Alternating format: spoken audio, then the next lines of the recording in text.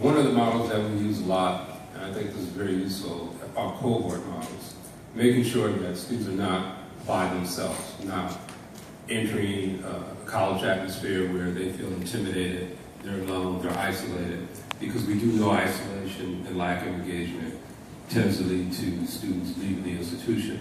And so we try to establish cohort programs centered around topics or interests that students may want to pursue, such as education, such as social justice, such as law. And we try to put students in these programs so that not only are they working together with one another, but they have a mentor. The mentor could be a graduate student who's an African American student, or a faculty member who's an African American person.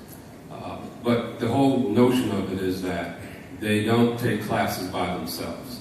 They actually are in a class with each other or with at least 3 people that are part of their cohort. And this tends to provide them the support internally, both for their own growth, and also for the growth of their triad or their dyad that they're working with in terms of pursuing that subject matter. So that's been a very successful model for us. We have a number of programs at UCLA that focuses on cohort, particularly for African Americans and underrepresented students, because one of the things that we're very interested in is making sure that our students go to the next level. It's more important today to go beyond the bachelor's degree than ever. The BA degree is almost an accelerated high school diploma, in my opinion. I think that you have to go to professional school, business school, law school, graduate school in order to be a leader in the next millennium or the next century or whatever.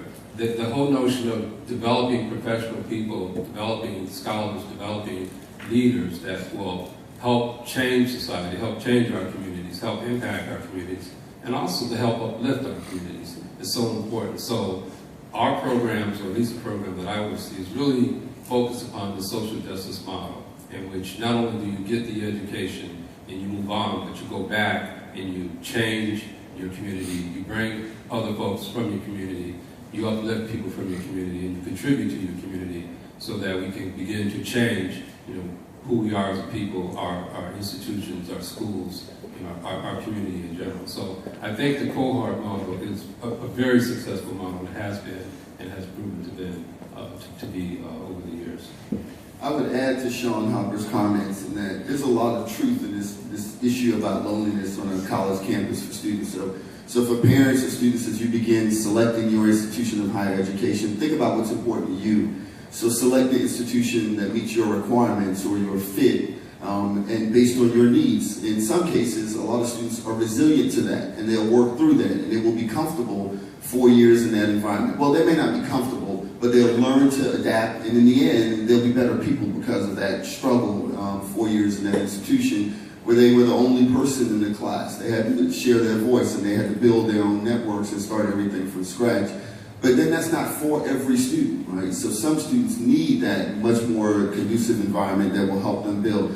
But there's a lot of truth in the struggle around loneliness and feeling disconnected from a community when you select some of these institutions where the African American student population is in the single digits, in the percentage-wise, 3, 4, 5%. And some of you who've graduated from some of our top institutions remember that experience when you went to school and had to build your own networks, or you were in the class and you were the only face, or the professor, when making a comment about African American students, turned to you as the expert on that topic, right? So there are a lot of situations and microaggressions that happen in those spaces and places, but when you look back on it 10, 15, 20 years later, you realize that you learned something from that loneliness, from that wilderness period, right? You realize that you became stronger from that, and that you're a better person, and you can advise people as they're going through that experience. And then you realize that you work for a company where you're dealing with the same stuff, right? So you're saying, I know this game, right? I've played this before, right? And I know how to be successful in it.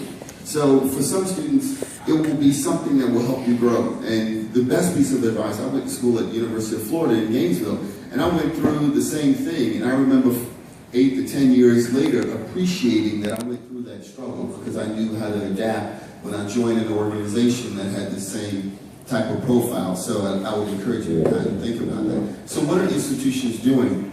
Well, at SC, we have the Center for Black Culture and Student Affairs that builds networks for students, brings students together, hosts parties and socials and events for students.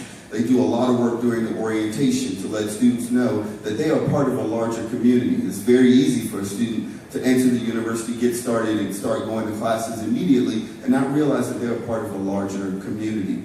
At many institutions, the Greek letter organizations are that space and place where you find identity and belonging and scholarship and honor and service, and that's been critically important. At SC, we have a Black Student Assembly. At other schools, they have something else along those lines that are also places to connect and places for students to plug in, and they're critically important.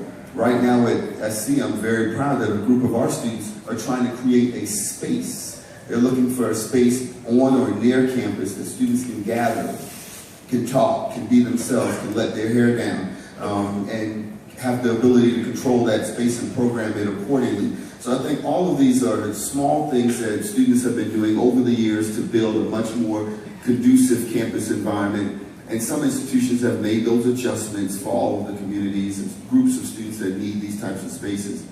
But the thing I would reflect on the most is that look at this as a learning experience. Look at this not as something to bow down to, but as something that will strengthen you for 4 or 5 years later when you find yourself in that situation again. You will reflect on what you learned in that space of wilderness and be strengthened by it. Thank you. Thank you. We'll take one more response. I'm told we have about 5 minutes left. I can ask one more question. What resources or initiatives are highly selective universities